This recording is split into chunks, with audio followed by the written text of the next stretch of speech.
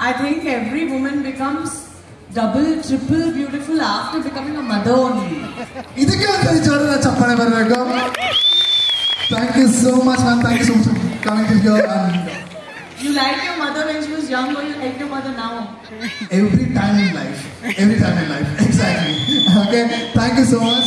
And I would like to ask you, like, so you know, ಈಗ reels ಅನ್ನೋದು ತುಂಬಾನೇ famous ಆಗ್ತಾರೆ. Okay. For the very first time, so ತುಂಬಾ award shows ಗಳು ಕೇಳಿರ್ತೀರಾ.